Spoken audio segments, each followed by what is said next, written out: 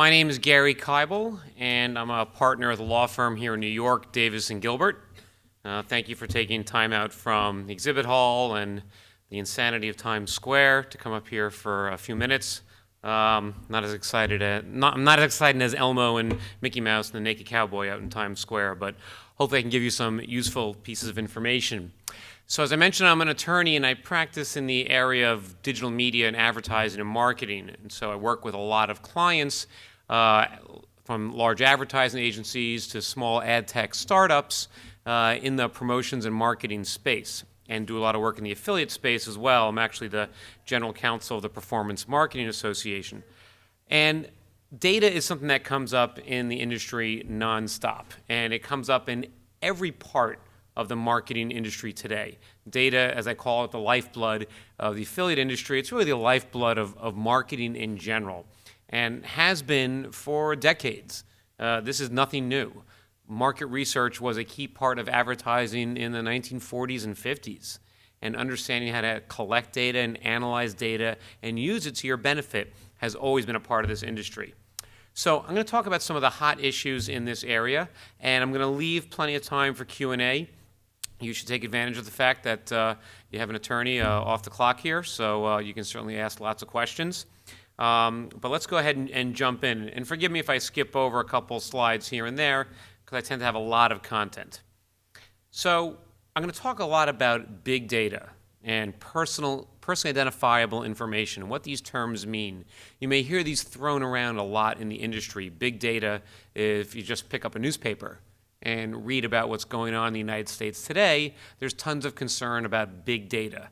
And when you deal with folks in the advertising and marketing industry, a lot of times folks will say, well, I'm not collecting personal information, so I'm okay.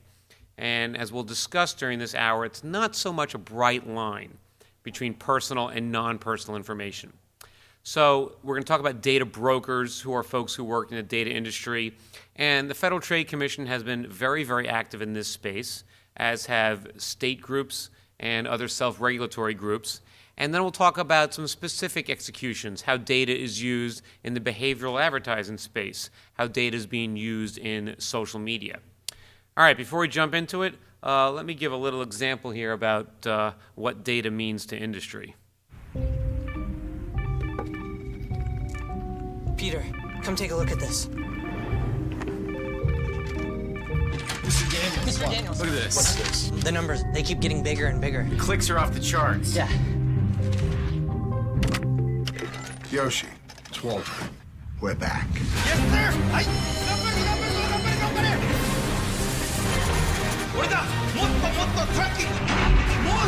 More shipping! I need more trees. More trees? I'll get you more trees. Hey, take a look at wood pulp. Whoa. Everything you got on wood pulp right now.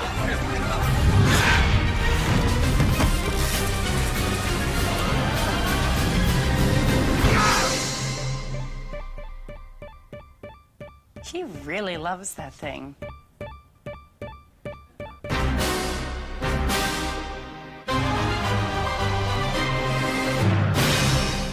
Okay, so the point of that commercial, which is actually a real commercial, and I absolutely love it, is that data really drives industry.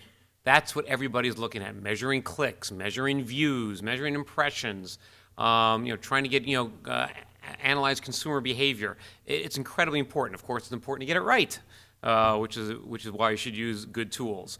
But data is certainly very valuable. So the focus is on big data, and I put it in quotes because you hear that term a lot of times, and there's often a negative connotation. Big data is Big Brother watching me and watching what I do. And as all of you here know in this industry, once you're on your computer and you start Googling and searching for a couple of different items, they start showing up in all your advertisements, and your viewing experience is different for a few weeks as a result of those searches. So what is big data? I actually went to Wikipedia and said, well, all right, let's see what Wikipedia says, since Wikipedia knows everything. So it says big data is a blanket term for any collection of data sets so large and complex that it becomes difficult to process using on-hand database management tools or traditional data processing applications. Now, the reason this is important is because, as I said, regulators and legislators are out there talking about big data and how we need to regulate it. and control it. And so you might think to yourself, am I in the big data industry? Everybody has information on their consumers and on their customers and on their B2B partners, but do you fall within the big data space?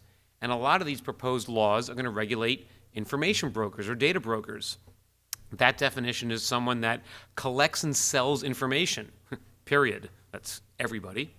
Uses include targeted ads, market research, consumer scoring, patent searches, and election campaigns.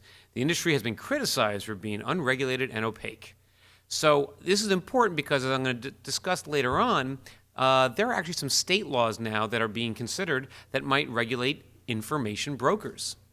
And the laws are sometimes written so broadly that folks in the affiliate space might be deemed to be information brokers. If you have a collection of big data, as we say, a large and complex data set, you might fall into some of these laws. The other thing that I said earlier is about personal information.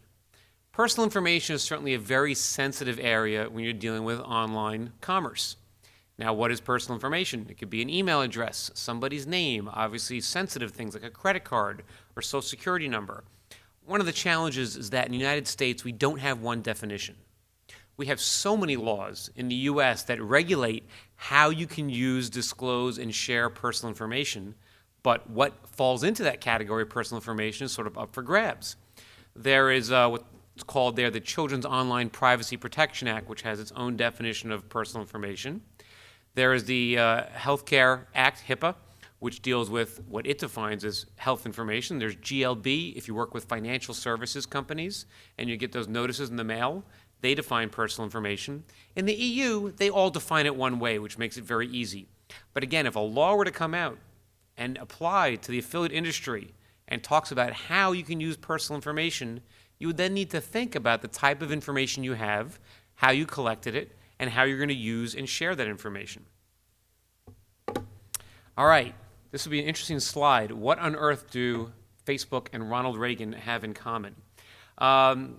I wanted to highlight a very interesting case involving Hulu, which gives you an example about how this area of big data and personal information is expanding and how we have no idea where it's going to go and sometimes have unintended consequences.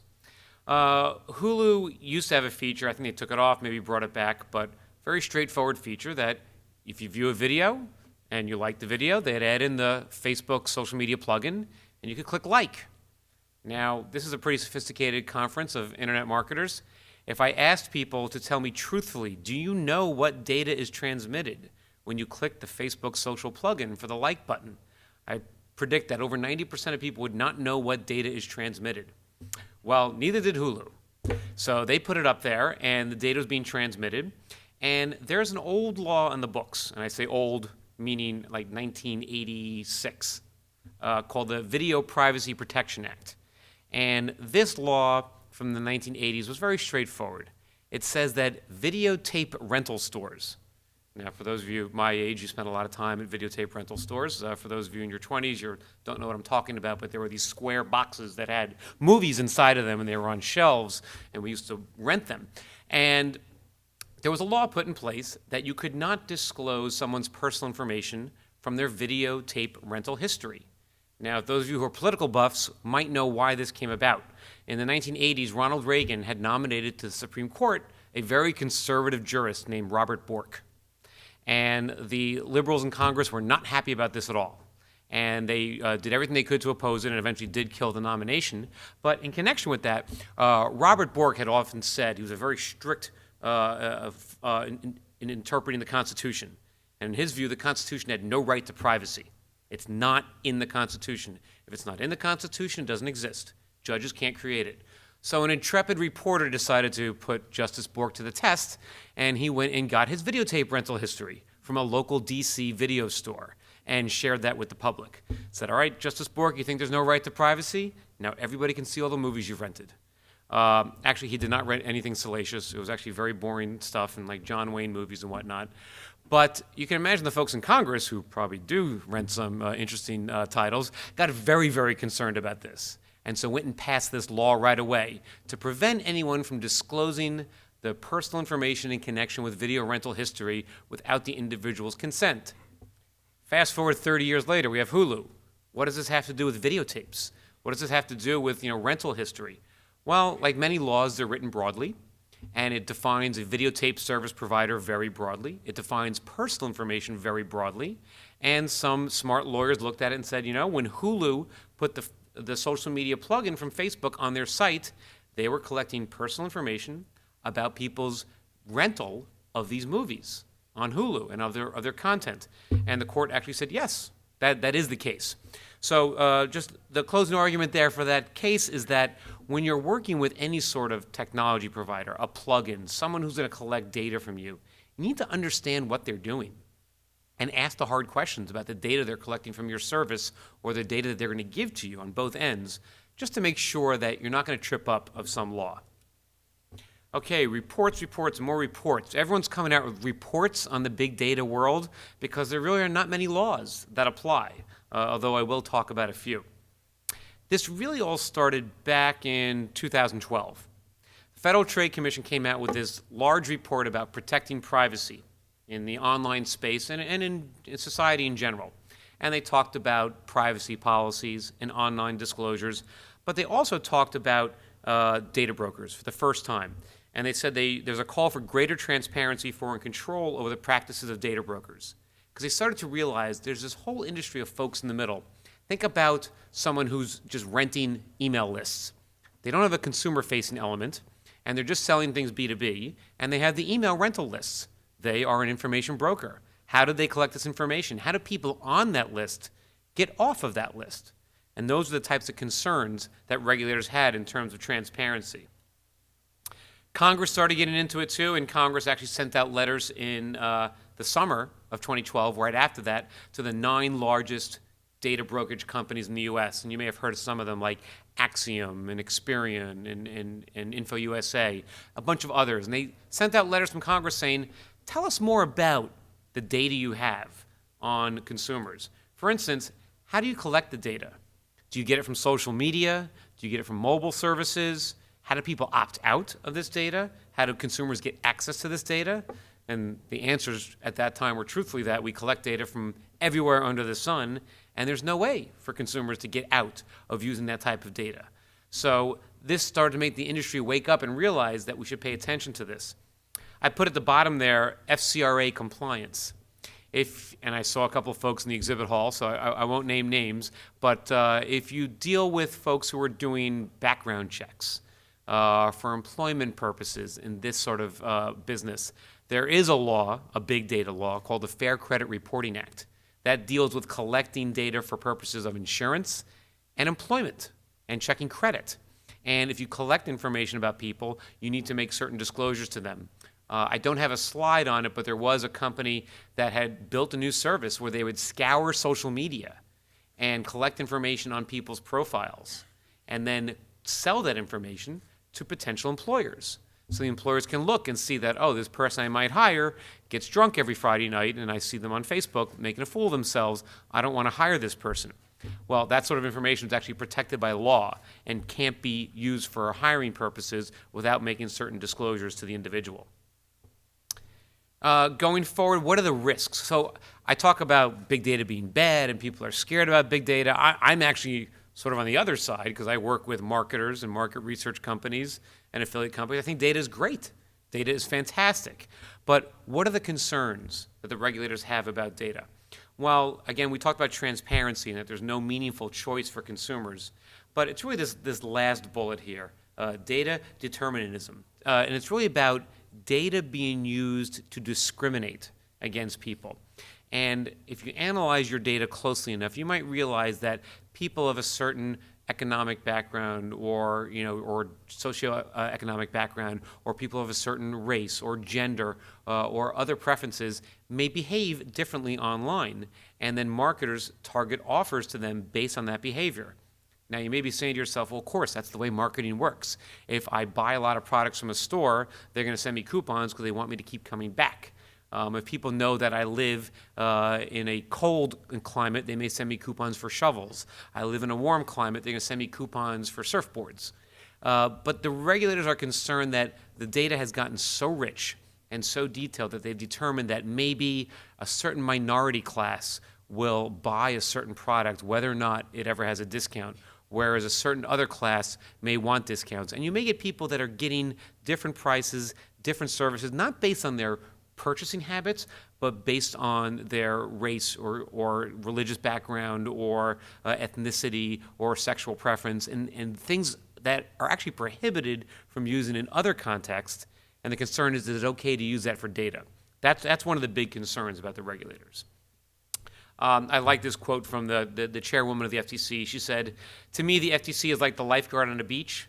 Like a vigilant lifeguard, the FTC's job is not to spoil anyone's fun, but to make sure that no one gets hurt. With big data, the FTC's job is to get out of the way of innovation while making sure that consumer privacy is respected." I think the important takeaway there is they are saying they don't want to get in the way of innovation. And there are a lot of innovative products using data.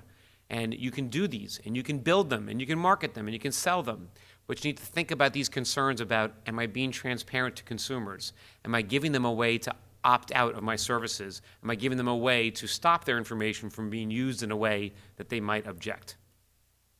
I'm going to skip over that one.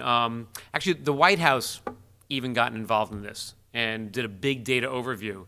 And as you can tell from the picture, President Obama thought really long and hard about these big data issues. And again, because there was a lot of calls for new legislation. And so the White House did a review of big data and came out and said a number of things. Number one, they said we need a new breach notification law in the United States. How many of you have ever gotten a notice from a store, your alma mater, or a bank saying that there's been a breach and your information has been exposed? Have you gotten those, like Target or something like that? Yeah, I've gotten a lot of them. That's not because they want to tell you, and not because they want to tell you how awful their systems are, but because there are state laws that require them to tell you. Bad for the businesses, but good for outside counsel, is that there are 46 different state laws, and they all have slightly different standards. So if you ever have a data breach, you may have an obligation to notify consumers, and it's somewhat challenging to meet those obligations because your state where you live may have one standard, the state where the consumer lives may have a different standard, the state where you have affiliates doing work for you may have even a third standard. So the White House proposed that we have one standard in the United States. The White House has been pushing for a number of years a consumer bill of rights, which is kind of fluff, but it's some concepts that consumers have a right to control their data and control how it's used and have access and a way to view their data. Again, the White House also had a big concern about discriminatory outcomes of big data analytics. And this is a big part of the industry right now, and it's being done today. If it became illegal, that might change a lot of services.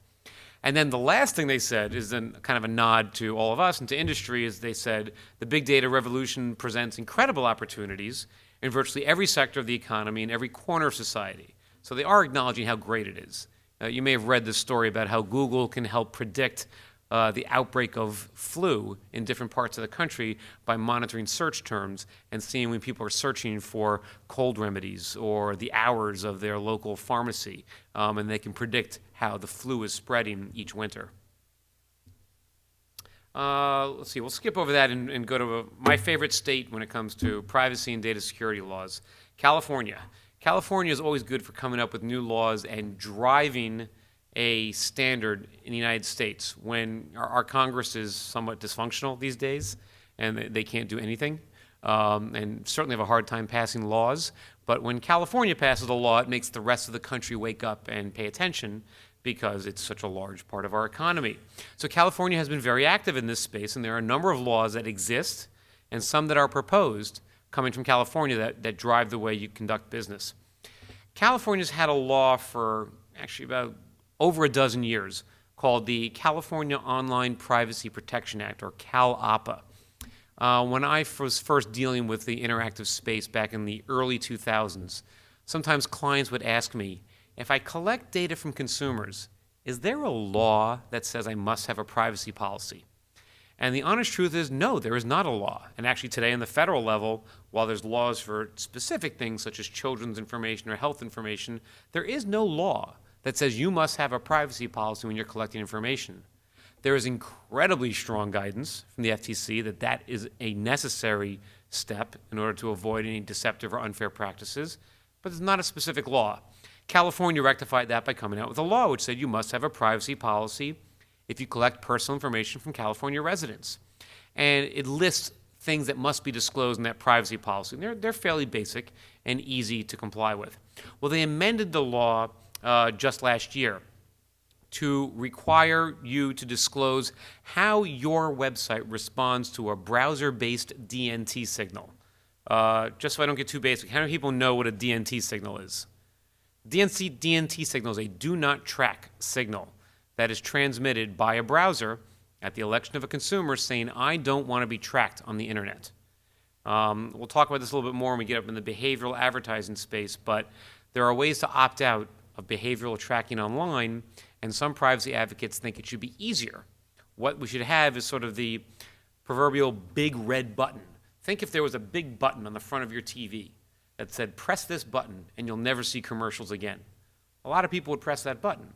So what they want is the big red button in the browser. And the big red button will basically say, stop tracking me. And it means that the browser will make sure that websites stop tracking you for everything. Well, if you're in advertising and marketing space, that's a really bad thing. If we had that big red button on television, the entertainment industry would go out of business without the commercials. So on the browser, it's an equally big thing too. There's no standard yet that's agreed upon by the industry, and it is not a law. But California actually required that you disclose in your privacy policy how you respond to these signals, which it's a really crazy fact that there's a law telling you how you must respond to a standard that doesn't exist yet. But that's what California does to us sometimes. The California Attorney General said that the practice of online tracking is invisible to consumers because consumers don't know how they can easily determine whether or not a site is sending these signals. So I'll skip over that one quickly. California also came out with a law, if you're involved in social media, requiring that social media operators, and this goes into effect next year, so it's going to be a big issue for Facebook. They're requiring social media operators to wipe out information from minors that request it. Now, minor is under 18, and Facebook, you cannot use it unless you're 13 or older for legal reasons. So for the folks who are 13 to 17, Facebook's now going to have to deal with a law starting next year that if that minor wants to have all their information scrubbed and wiped off of Facebook, that Facebook will have to comply. Now, it only applies to that individual's profile. So if the information's been shared via links and other information and forwarded on by friends, they don't have to worry about complying. But these are the types of laws that come up to regulate folks in the big data space. Facebook obviously has vast amounts of data. And here comes a new law from California that says they have to put a process in place to let people scrub their data if they're between the ages of 13 and 17. So it's this type of thing that can change the way a business behaves. Okay, so what has the Federal Trade Commission been involved in this space? Let me go on for a second and talk to you about their fears. I talked about their fears about how data can be used to discriminate against people. It's also bad things such as this.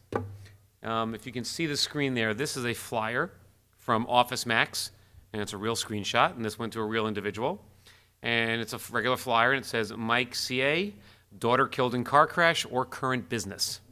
This was a real flyer that went out to an individual. And this is one of the fears of big data by the regulators, that there's a database. And this database not only has a person's name and address, but this database had information that this gentleman, Mr. CA, that his daughter was killed in a car crash. And that was true. His daughter was killed in a car crash. And this information was in a database that was provided to Office Max. Now, obviously, there was a mail merge problem. This wasn't intended to be put onto the envelope. But the individual who received this, after being obviously unbelievably shocked, posted it online and got picked up by the regulators and the privacy advocates saying, here's one of the concerns. There is so much information out there on us, on all of us, every single person in this room, vast amounts of data. And how is it going to be used? And did this individual have the right to control that Office Max should know about the fact that his daughter was killed in a car crash? I don't have a screenshot for it, but there's another famous example of folks in the space know about Target that was sending out coupons based on purchasing history and other databases that they were matching to, and basically revealed to a parent that their teenage child was pregnant before the parent knew and found out from the child, just because the coupons that were being sent to the house. And this type of information happens. And this happens all the time. And I was a victim of one myself. I got this catalog at home from a wine company, and it's addressed there to my son, Spencer Kibel. And this came at home, and he's a kid. He's not going to buy any wine. He can't drink any wine. What made it more interesting is that this showed up when Spencer was 6 months old.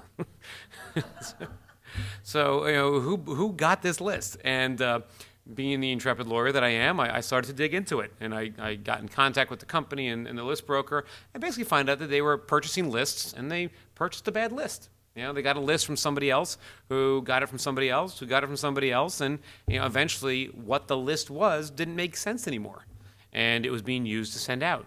But these are the types of things where you as an affiliate marketer, if you are buying lists or using lists from another party, you really want to dig into and understand where it's coming from. Because if you use it inappropriately, if you're the Office Max, obviously you're not reading and licking every envelope before it goes out. You have no idea. But who's going to be the one who's going to be bad-mouthed in the industry? It's going to be the Office Max. And who's going to be the one that's going to be on a screen in some lawyer's presentation? It's not going to be the list broker that collected this information and used it inappropriately. So when it comes to the big data space, the advertising space, marketing, promotion, all of this stuff in the United States is really governed by one law. And it's really just one sentence, which is pretty shocking. And it is the Federal Trade Commission Act, which states, unfair methods of competition in or affecting commerce and unfair or deceptive acts or practices in or affecting commerce are hereby declared unlawful. That one sentence is really it. Every time you hear about someone in the affiliate space or the marketing space being sued by a regulator or settling in an enforcement action with a regulator, it's because of that one sentence. Now, we have lots of laws in different specific areas: children, healthcare, financial services, credit. But in terms of general marketing, it's all about one sentence. If you do something that is deceptive or that is unfair, you're violating the law and a regulator can come after you. Now, you might say to yourself, what on earth is the standard of deception and unfairness? They sound like lawyer weasel words. Well, the law was written by lawyers, so this is what you get. But deception is kind of defined as misrepresentations or omissions likely to mislead consumers acting reasonably under the circumstances. One of the FTC's big hot button issues is the word free. Free is a very loaded word because in reality, most things in life are not free. They are free if you do something, if you take an action, if you purchase something, if you provide information. So the FTC goes after companies a lot who offer free things online, free promotions, because they say it's deceptive if you don't disclose to everybody all the conditions that come along with this so-called free offer. Unfairness. What's unfairness? Something that causes or is likely to cause substantial consumer injury and not reasonably avoided by the consumer and not outweighed by countervailing benefits to consumers or competition. This is what's being used in the data space. You could argue against this, but the FTC thinks that if you collect data from someone and they have no real control over it, or there's a security breach over that data, that's an unfair act. You can certainly argue that where's the harm? How is someone being hurt? Even with that individual on the Office Max flyer, there might have been some emotional harm, but the FTC would argue that these types of things are inherently unfair to consumers. So when you're making privacy disclosures to people, you would put it together in a privacy policy. And what should a privacy policy say? A privacy policy should say what you do. There are some topics that should be covered, but basically it should say what you do and you do what you say. So the FTC has these fair information practice principles as part of their guidance, and they say these are the types of things you should put forth to consumers. Number one, notice. Put consumers on notice about information that you're collecting. Number two, give them a choice. Don't collect a consumer's information without giving them a choice to collect that information. Three, access. Give consumers a way to contact you if they signed up for a mailing list for you or they entered their information to a database. Give them a way to access the information or contact you to update or delete it, to remove it. Security, keep the information secure so that there's not unauthorized access, such as in the Target situation. And enforcement, again, do what you say in your policy. And I put there, it's all about transparency and consumer expectations. A lot of this is, I'd say 90% of it falls into the category. You know, don't do things that are really bad and they're obviously bad, and that, you know, think about your mom on the internet, that she would be freaked out if that information was being collected about her. You know, do the things that make sense. It gets challenging when you get into things that don't fall into that 90% category, where you're collecting information but you're not so sure how you make a disclosure to a consumer, or you're getting the data from some other party and you don't know how they made a disclosure. One of the big things the FTC pushes is a concept called privacy by design. And the concept is that when you build a product or service, especially in the interactive space, that you think about privacy issues at the outset and build controls into your system in the beginning, not in the end. Going back to Facebook as an example, you've probably seen how many times they've come out with new privacy features and new dashboards and new ways to control your information. What the FTC is looking for, the reverse. They want that stuff built in from the outset, so that you think about those controls before you collect the data, because it's hard to kind of go back after the fact and give people controls when you already have the data in place. Snapchat recently had a settlement with the FTC because they were collecting vast amounts of data, and you may know Snapchat as the disappearing text message service. And as my teenage daughter said to me, she said, no, it doesn't disappear, because we all know we take screenshots and we save it all, and then we tease people with it later on. But Snapchat said that it went away. Well, there was actually a bug, and that it didn't work with an older version of iOS, and the information did not go away. And Snapchat was actually keeping the information for a long period of time. So when you make a disclosure to someone that my service makes information disappear or go away, or we don't retain it, or we scrub it, or we de-identify it, all these things need to be true, because if they're not, then you're violating the law. This one's not so much related to data, but I just think it's a very important thing to throw out there. Every business works with other businesses. You hire vendors, subcontractors, agents, and sometimes you might think, well, I signed a contract with that party, and it says they're responsible for taking care of those issues, so now I'm off the hook. The FTC went after a company because their subcontractors were not doing a good job in securing personal information. And even though the company had a very good contract in place, and it was probably very well written, they were not monitoring and reviewing their vendors and subcontractors. So the important lesson is that if you hire a vendor or subcontractor to do something critical or important for your business, of course it's very important to have a good contract in place, but you need to monitor them and review what they're doing to make sure that there's no liability that might come back and hurt you. All right, pending legislation. So I talked about all these concepts and theories and reports, but you might be thinking, are there any real laws that are going to come out? Because a lot of times clients call me and they say, yeah, Gary, I like all these theories and best practices and whatnot, but I just want to know, is there a law that says I must do this particular thing? So it's coming. Congress has a couple of laws kicking around, but again, Congress can't tie their own shoelaces these days. Senator Rockefeller proposed the Do Not Track Online Act, which would have controlled how consumers can opt out of online tracking. Hasn't gone anywhere. Senator Rockefeller proposed a Data Act, a Data Broker Accountability and Transparency Act.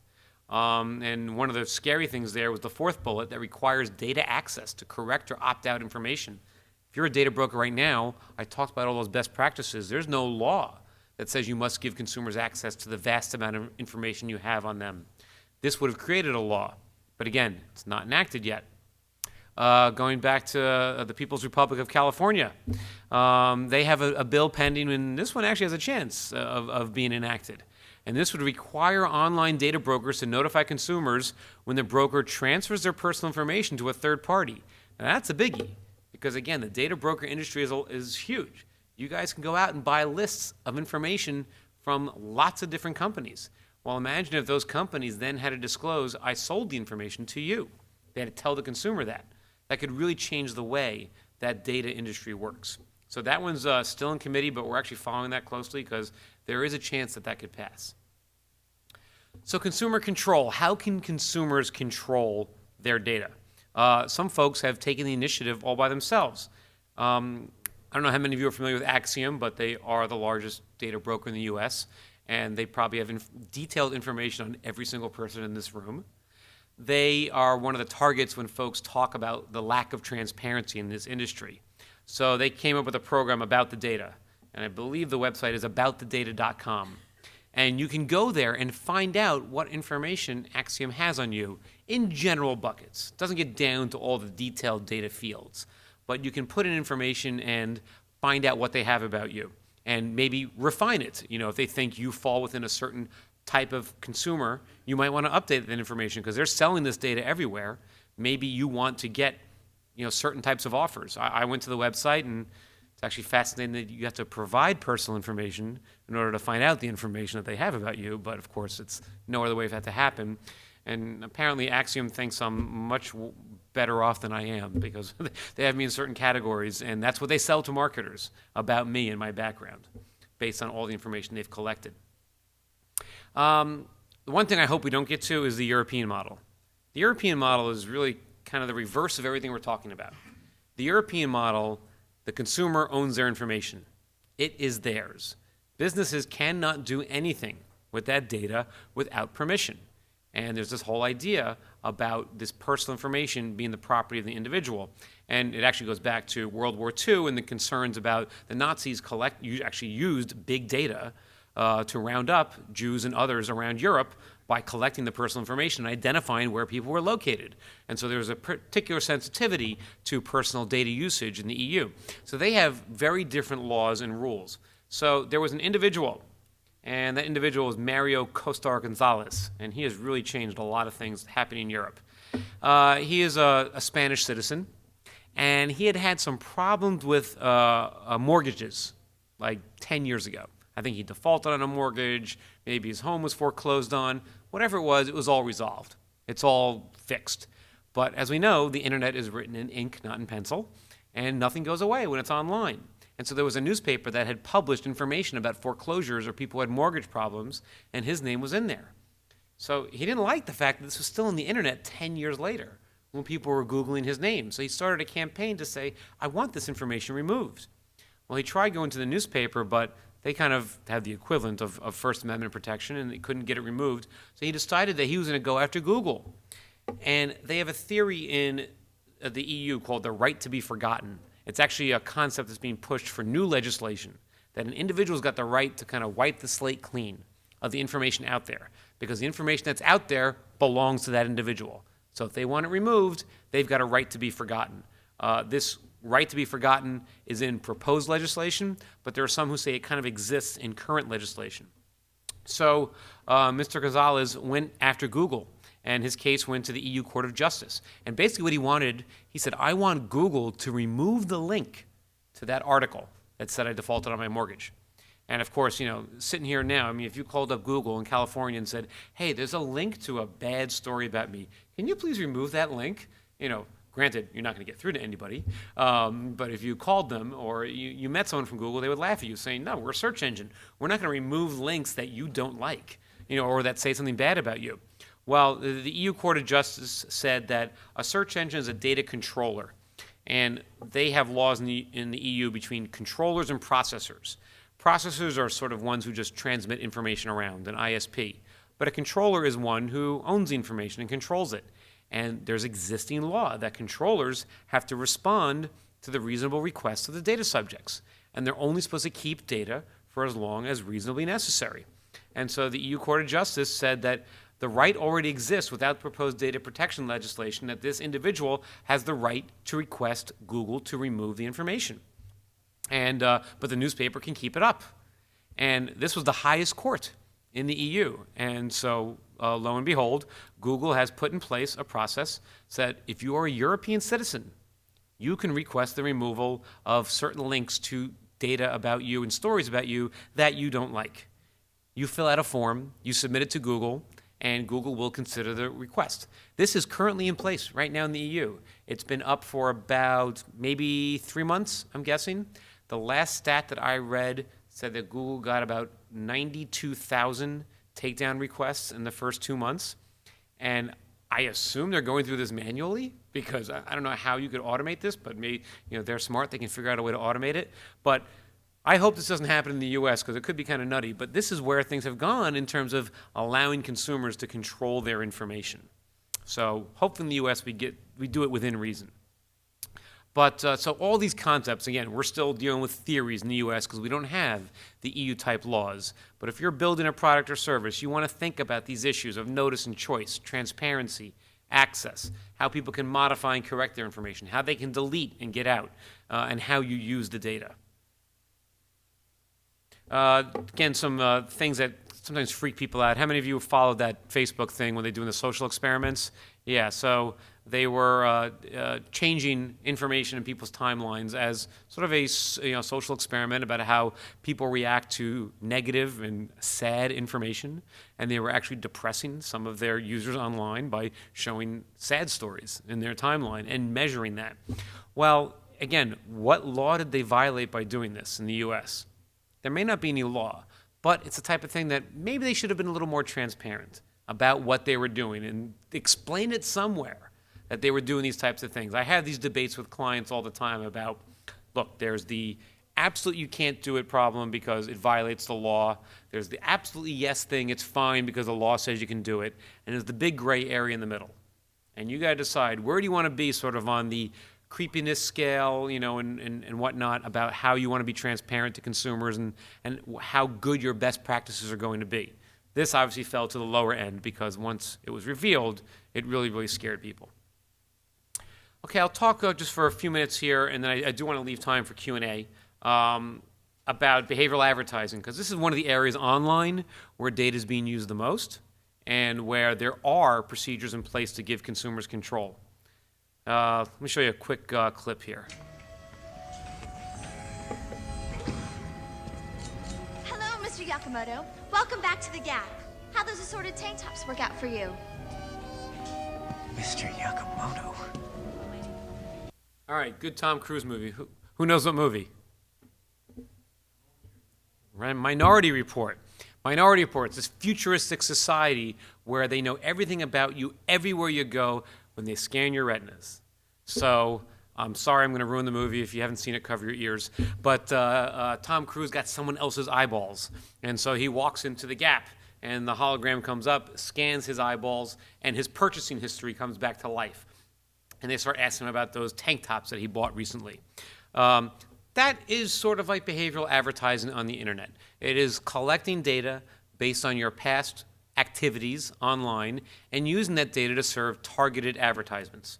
So this was being built up as an industry within the past decade. And in 2007, the Federal Trade Commission, with a lot of the same themes I've been talking about big data today, back in 2007 said, we're concerned about transparency, consumer control, have consumers consented to this? And of course, the advertising and marketing world is saying, no, they haven't consented it, but we're just advertising. And we're using supposedly non-personal information to do it.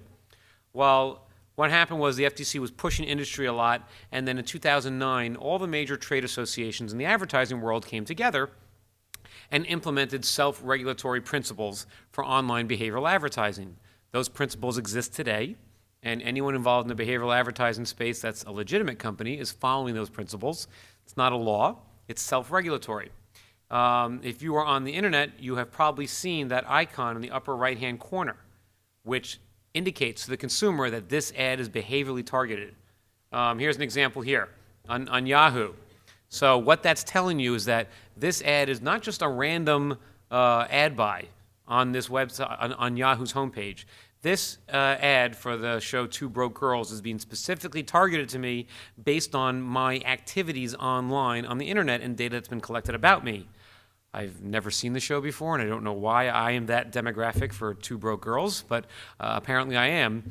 And the idea is that not only does the icon disclose to the consumer that this is a targeted ad, but when you click the icon, you can find out how you're being targeted and what networks are targeting, and that you can opt out of those networks. So this process is in place right now. This is actually a massive industry, and all the big ad tech companies are involved.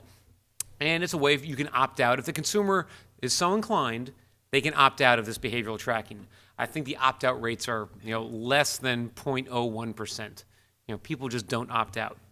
I mentioned earlier about do not track. So there were some folks in the industry who said that's not enough.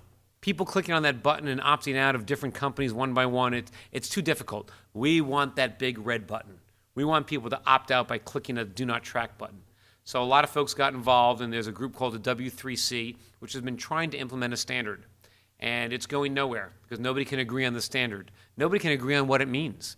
If somebody clicked this supposed do not track option in their browser, does that mean you can't track for conversion of affiliate links? Does that mean you're not allowed to track that anymore from that consumer? That's an open question. And these are things that come up and that they're thinking about. This is built into most browsers right now. Google Chrome has the functionality built in, but it's not really being used. Safari already blocks third-party cookies by default. Internet Explorer, where they came out with IE10, had a do not track option turned on, and Mozilla has an option. But what's interesting is this is not a technical block. It's sort of like a binary 1-0. If it's turned on and it's set to 1, then whenever there's an ad call from that web browser, in addition to the normal header that goes along to the ad server, they send along the do not track preference. And it may say this individual has expressed a preference not to be tracked. Right now, the industry is uniformly ignoring that request. Do not track signals are being sent every day, tens of millions of them. And the industry, as a policy, is ignoring them. The industry is saying, we already have a procedure in place. And we like this procedure because it does something. It's a little more challenging for consumers, and nobody's opting out. They don't want to do not track. So the industry is fighting that, and there's no law on it. But again, if a law were to come out, it could change the way that this is handled. Quick slide. In terms of tracking online, I could speak for hours about this. Beyond cookies, there's device fingerprinting, canvas fingerprinting, other persistent identifiers, cross-device tracking. Any type of tracking you're doing, you need to think about the privacy concerns because regulators are looking at this stuff very, very closely. Last few things I'll say quickly. Mobile marketing. There are certainly a lot of things in the mobile marketing space. Mobile is very different because you don't have a lot of space to make disclosures. It's difficult. But the Federal Trade Commission says you still must make disclosures, and they promote the idea of just-in-time disclosures because no one's going to read a privacy policy on this. Truth is no one's going to read a privacy policy anyway. But certainly no one's going to read it on this. So they like just-in-time disclosures, like a push notification. Can we track your location? Click yes. That's the type of disclosure that they like. I talked about children. If you are collecting personally identifiable information from children under 13 online, then you have to deal with the Children's Online Privacy Protection Act. And it becomes quite difficult. And that is why most services are 13 and older. Facebook is only for 13 and older. Google Plus is only for 13 and older. And most of these services will age gate to try and keep out those under 13. But even though we love our children very much, our children lie through their teeth, and there's plenty of 12-year-olds on Facebook. Last thing I'll say is just a few things about social media. There's so much going on in social media and the way data is used in social media.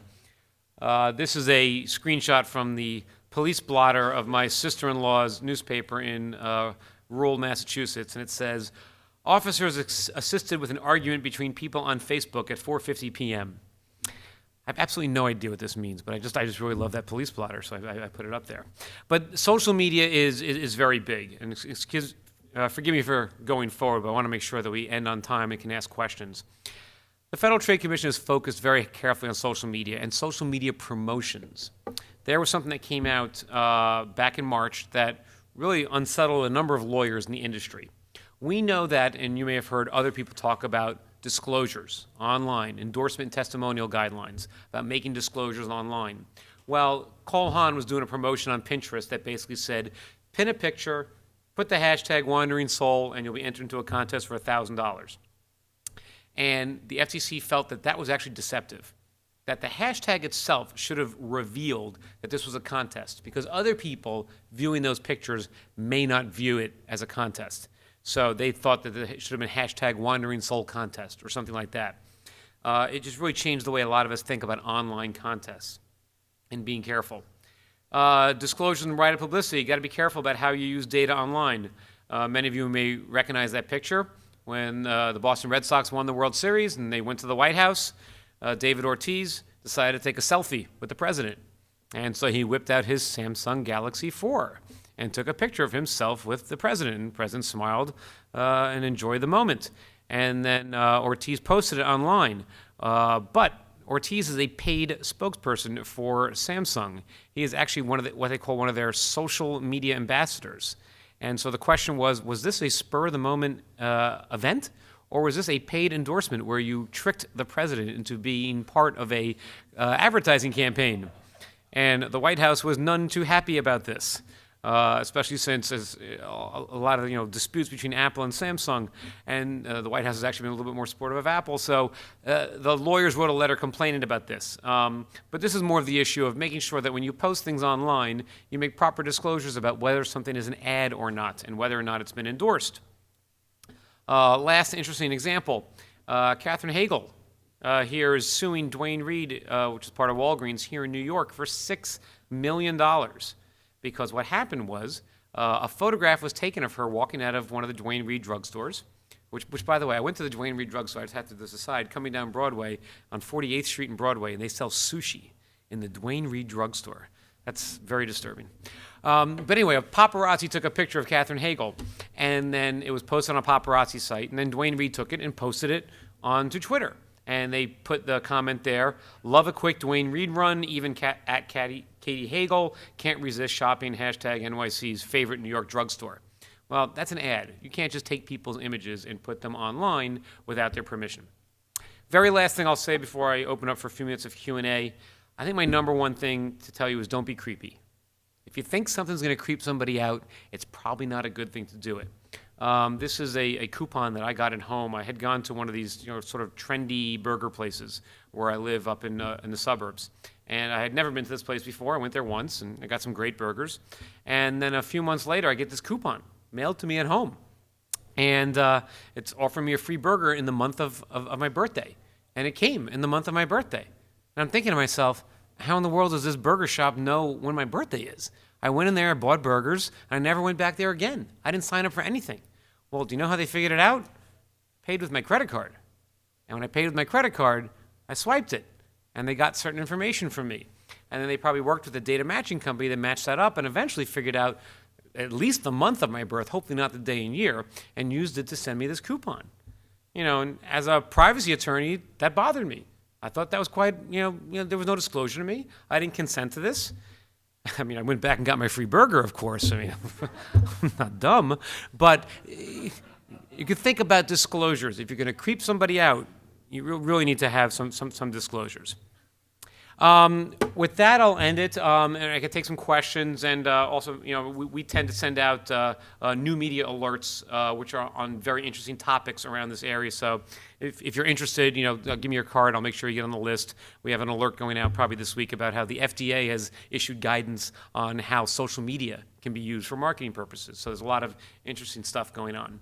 But with the last few minutes, I'm happy to take any questions that you might have. Yes? Mm-hmm.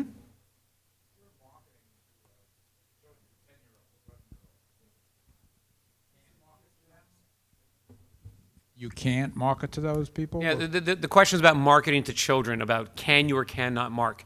You can market to children. There's a whole separate body of law about marketing appropriately to children. You can't have, Joe Camel, in children's magazines. That's a whole separate area. But in terms of the data, you cannot collect the personal information from children under 13 without their parent or guardian's consent. And the way this impacts the interactive space is the FTC has said that persistent identifiers are personal information, and a persistent identifier is a cookie. So you can't collect a cookie from the child without their parents' consent. So when that rule came out, what it basically did is it wiped out behavioral targeting to child-directed websites. So if it's on Barney.com, those ads are run-of-site ads. They are not behaviorally targeted ads. Thank you. Other questions? All right. Then thank you very much, and thank you for sitting for the presentation.